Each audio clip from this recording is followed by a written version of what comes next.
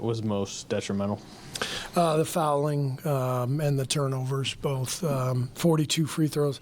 It's really hard to beat a team on the road, a good team on the road, while giving up 42 free throws. So just the fouling and you know, there were some where there's not much we can do. Where we get out of position and they come in, create the contact, but we're not set or whatever. But there were plenty where, foul a three-point shooter, bite on a pump fake, reach when we don't have to. It's really hard to win giving up that many free throws. And then, of course, 20 turnovers, gave up 26 points off those turnovers. So that's the game right there, is those two things. Moses Moody was really hot in the fourth, and you went away from him. What was kind of the reasoning? Moses was awesome tonight. We needed to get Wiggs on the floor for defense against Fox, and we decided to go with Clay and our vets. We thought about keeping him out there, but we made the move that we made. He was, by the way, Moses was fantastic. Out of the rotation tonight to start the game. Talked to him before the game and explained what we were doing. The guy, he reminds me of Loon, Moses. He's the ultimate pro. Just continues to work every single day, and understands, embraces coaching, embraces the work. Moses, he's a special guy. He's like a wing version of Loon, and that matters. That's why he's going to be in the league for a long time. Steve, you were talking about getting those starters going and getting them going. I'm sorry? You were talking about getting those starters going. Yeah. But it looked like the end, they were the ones who weren't getting it done. How disappointing is that? These guys are champions. Yeah, it's disappointing. Sacramento played really hard second half. They came out and really tried to, be physical. So they, we had to play without Chris, obviously, with the injury. We had to play our guys a little bit more than we wanted to, minutes-wise.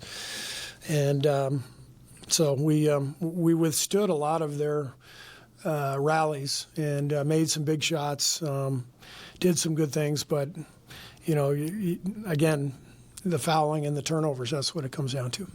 You guys were up 8 when Draymond got the technical and then the subsequent personal foul, and you took him out. It didn't seem like you guys were able to get a rhythm since then. How did that affect kind of how you guys, how the wheels kind of fell off down the stretch of the game?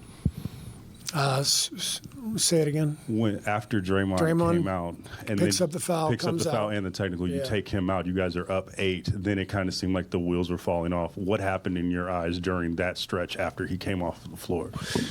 Well, we fouled quite a bit, so they were shooting free throws a lot, and we had some decent looks that we didn't knock down, but our guys hung tough. They came back and took the lead, and then we went back up, I think 6, and just didn't get it done down the stretch. You got to, down the stretch, you got to take care of the ball, and we didn't do that. And then the last play, perfect defense. Wiggs was fantastic, and Monk hits that tough. Toss to the rim, and give Sacramento credit. They fought like crazy and earned the win. Steve, on the challenge there with the Curry offensive foul, just what was the thought process on that? And with one timeout left, you guys didn't get it, and then you didn't have a timeout that maybe you could have used. It's a huge play. It's if we get the challenge, if they overturn the offensive foul, Steph's going to the line for 3 free throws, and game's probably over. So we felt like it was worth it. I think they called him for a kick, but if you're going, to your left and you shoot, your right leg is going to drift out. We thought Monk went right into him, but they called the offensive foul. You mentioned Chris's injury. What's the severity of that? And also Gary, he left in the third quarter. Not sure. Steve, how you talk about the fouling and the turnovers. How surprised were you by that, given how well you played? It seemed like one of the better halves you've played in the first half, at least offensively. First half was great. That's who our team is. Two-way team, getting stops, knocking down shots. Wiggs was great. Clay got off to a great start as well, and with the two big lineup with Draymond and Loon, that's what we have to have. We have them out there for defense, and then we have to have our guards and Wiggs knock down shots. So that's our team, and then we come off the bench with Gary and Dario and Chris. I mean, the blueprint is there. And so I'm really excited about this team. I know it's a frustrating loss, and I'm sure all our fans are frustrated. We're frustrated, but we're going to have a good team. We're going to have a good season, but we got to get better. Do you know a body part on Chris yet, and like what the issue is? I don't. Okay. The 2 turnovers late. How head scratching is it? It's a Steph kind of throwing it to center field, and then the Draymond went out of bounds. Yeah, I mean those are tough plays, and those are obviously two incredible players. So it happens. In my experience in this league, you have one gut punch loss a year where you just can't. You will go to the locker room and you cannot believe that you lost the game. Last year we had one of those in Utah, and this one felt like that. Where just we played well enough, but I don't look at those 2 plays as the difference. I look at all the fouling, 42 free throws. Again, it's just too difficult to win a game in that regard. You mentioned Wiggs in the first half. How significant long-term is the way he played, the way Clay played, and what did they do, do you think, to get them sort of back on track? Was it just making shots?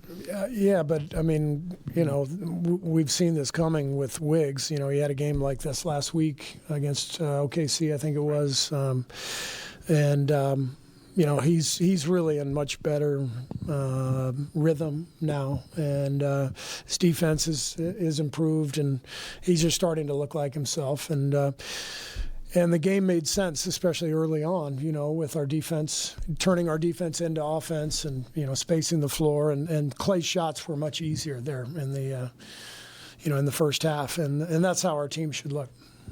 You mentioned how you still like this team even after, in the mode that you guys are in at this point. You guys still seem to be in a free fall. What do you want to see in the interim? We're not in a free fall. It's early part of the season, and we're losing a bunch of close games, and we can see it on tape every game. Fouling, turnovers. I can only say it so many times. Those 2 things have to improve. When they do, we're going to be really good. This was a conversation we kind of had last year, though. I feel like it was fouling and turnovers. Does this feel different to you than last year? In what it was? way? I mean, we would have the fouling turnover discussion a lot last year, right? Yeah. Late game issues. Yeah. I mean, does it feel like? I mean, is there a concern that it's just kind of continuing a little bit? Of course, there's a concern. We made those 2 things the entire focal point at the start of camp, and we haven't made those improvements. So we have to do it. Thanks.